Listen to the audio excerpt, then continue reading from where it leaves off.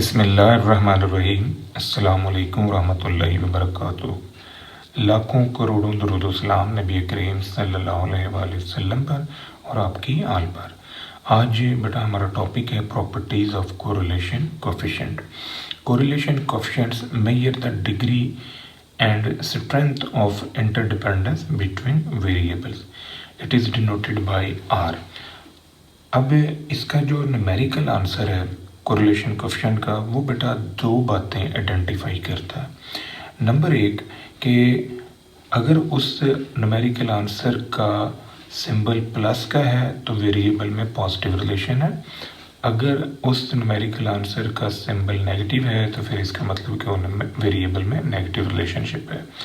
दूसरी बात ये कि अगर न्यूमेरिकल आंसर जो है वो +1 के करीब है तो इट मीन्स कि बड़ा ही स्ट्रॉन्ग रिलेशनशिप है, और अगर वो -1 के करीब है तो भी बड़ा स्ट्रॉन्ग रिलेशनशिप है लेकिन वो नेगेटिव है। यानी जो आर का न्यूमेरिकल आंसर है वो डायरेक्शन का आइडिया देता है और रिलेशनशिप की स्ट्रेंथ का आइडिया देता है कि स्ट्रॉन्ग है, वीक है या परफेक्ट है। इसके अलावा बेटा अब इसको हम डिटेल में पढ़ते हैं, इसकी प्रॉपर्टीज़ क्या हैं। तो सबसे पहली प्रॉपर्टी ये है कि इसकी जो रेंज है वो -1 to +1 होती है, यानी जब भी हम न्यूमेरिकल सॉल्व करेंगे आंसर हमारा इसी रेंज के अंदर होगा। दूसरी प्रॉपर्टी बेटा ये है कि it is a pure number means unitless.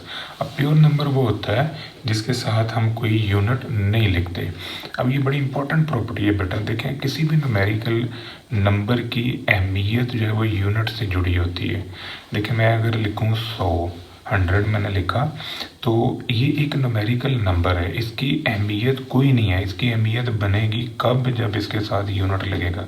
अब ज़रा ऑब्जर्व करें, अगर मैं लिखूँ 100 रुपीज़ और अगर मैं लिखूँ $100, अगर मैं लिखूँ 100 पाउंड, अगर मैं लिखूँ 100 तोला गोल्ड, तो यहाँ पर देखें जैसे ही यूनिट अटैच हो रहा है उससे एक ही नंबर की अहमियत चेंज होने लगी। यानी जो भी न्यूमेरिकल आंसर होता है उसके साथ यूनिट अटैच होना लाजमी है। बट जो कोरिलेशन कोफिशिएंट है इसकी स्पेशलिटी बेटा ये है कि ये विदाउट यूनिट ही पूरा मैसेज कन्वे करता है। यानी इसके न्यूमेरिकल आंसर के साथ यूनिट ना लिखें तो इसकी वैसे ही आइडेंटिफिकेशन हो जाती है रिलेशनशिप की कि वो स्ट्रॉन्ग है, वीक है, परफेक्ट है, पॉजिटिव है, नेगेटिव है। यानी हम इसके साथ कोई यूनिट नहीं लिखेंगे। जैसे ये KM लिखा हुआ तो ये गलत है, इसको ऐसे होना चाहिए 0.98, जस्ट इसके साथ कोई यूनिट ना हो। तीसरी प्रॉपर्टी ये है कि it is symmetrical with respect to x and y। इसका मतलब है बेटा कि आप RXY निकालो या आप RYX निकालो, दोनों का आंसर जो है वो सेम होगा। नंबर 4 है कि it is a geometric mean of regression coefficients. ये बड़ी इंपॉर्टेंट प्रॉपर्टी है। जो ये B और D हैं ये दो स्लोप हैं, एक y ऑन x लाइन का स्लोप है, ये x ऑन y लाइन का स्लोप है। अगर आपको ये दोनों स्लोप मिल जाएं, रिग्रेशन कोफिशिएंट्स मिल जाएं, तो आप इन दोनों को मल्टीप्लाई करें और स्क्वायर रूट ले लें तो ये आपके पास R है। अब यहाँ जो बात काबिल गौर है वो ये कि अंडर रूट के अंदर दो वैल्यूज़ हैं, एक पॉजिटिव है एक नेगेटिव है। आपने कौन सी लेनी है इस बात का फैसला ये B और D का सिंबल करेगा। अगर हमारा B और D का आंसर पॉजिटिव आ रहा है तो फिर हम R का आंसर पॉजिटिव लेंगे, और अगर B और D का आंसर नेगेटिव आ रहा है तो फिर हम R का आंसर नेगेटिव लेंगे। ये बात बेटा याद रखिएगा, ऐसा कभी भी नहीं होगा कि इनमें से एक जो है वो पॉजिटिव आए और एक नेगेटिव आए, ऐसा कभी नहीं हो सकता। या दोनों ने प्लस होना है या दोनों ने माइनस होना है। नेक्स्ट है number 5, it is independent of origin and scale. आप अपने वेरिएबल में कोई चीज़ प्लस करें या माइनस करें, इसको कहते हैं ओरिजिन चेंज करना। मल्टीप्लाई करें या डिवाइड करें, यहाँ पर आपने डिवाइड किया, आप इसे मल्टीप्लाई भी कर लें तो ये स्केल कहलाता है। अब प्लस माइनस ओरिजिन है, ज़रब तकसीम स्केल है। तो आप अपने वेरिएबल को अगर आप चेंज करते हो यानी ट्रांसफॉर्मेशन करते हो वेरिएबल्स की ओरिजिन और स्केल चेंज करके, तो इससे भी R के ऊपर कोई फ़र्क नहीं पड़ता। न्यूमेरिकल आंसर जो है वो सेम ही रहता है R का। यानी वही आंसर जो आपके पास एक्स वाई वेरिएबल में आया होगा वही आंसर आपके पास जो है वो यू वी की फॉर्म में भी नज़र आएगा। नंबर 6 है R is independent of unit of measurement, यानी इसके साथ कोई यूनिट हम नहीं लिखते, ये प्योर नंबर होता है। 0.98 लिखें, 0.02 लिख लें, यहाँ से ये पता चलेगा रिलेशन स्ट्रॉन्ग है। यहाँ ये आंसर 0 के करीब है तो हम ये कह सकते हैं कि ये वीक है। दूसरी बात ये इनका सिंबल प्लस है तो ये पॉजिटिव है और स्ट्रॉन्ग है, ये पॉजिटिव है बट वीक है। नंबर 7 है अगर स्टैंडर्ड डेविएशन ऑफ एक्स और स्टैंडर्ड डेविएशन ऑफ वाई ये दोनों बराबर आ जाएं तो फिर ये याद रखिएगा दोनों रिग्रेशन कोफिशिएंट और कोरिलेशन कोफिशिएंट इनका आंसर सेम होगा, यानी ये तीनों आंसर जो हैं ये सेम हो जाएंगे। नेक्स्ट है नंबर 8। नंबर 8 है कि both lines y on x and x on y are perpendicular, ये मैंने परपेंडिकुलर का सिंबल ड्रॉ किया है। परपेंडिकुलर होंगे कब? अगर हमारे पास b, d और r का आंसर 0 हो जाए और दोनों लाइनें जो है परपेंडिकुलर के बजाय पैरेलल होंगी। ये उस सिचुएशन में पैरेलल होंगी जब ये b, d और r का आंसर या +1 है या b, d और r का आंसर -1 है, तब ये दोनों लाइनें जो हैं पैरेलल होंगी। नंबर 10 है numerical value of r indicate the strength of relation and sign of r indicates the direction of relation, यानी जो न्यूमेरिकल आंसर है वो रिलेशन की स्ट्रेंथ का आइडिया देता है कि रिलेशन वीक है, स्ट्रॉन्ग है, परफेक्ट नोयत का है, और सिंबल जो है यानी प्लस माइनस जो है ये बताता है कि उनमें जो रिलेशनशिप है वो इनवर्स फॉर्म का है या डायरेक्ट फॉर्म का है, यानी पॉजिटिव है या नेगेटिव है। अब यहाँ पर देखें 0.98 और ये प्लस है, प्लस इंडिकेट करेगा कि पॉजिटिव रिलेशन है और 0.98 इंडिकेट कर रहा है कि स्ट्रॉन्ग रिलेशनशिप है। दूसरी तरफ देखें कि हमारे पास ये जो 0.02 है माइनस का, तो ये माइनस इंडिकेट करता है नेगेटिव रिलेशन और ये चूँकि 0 के करीब है इस वजह से ये पुअर रिलेशनशिप है।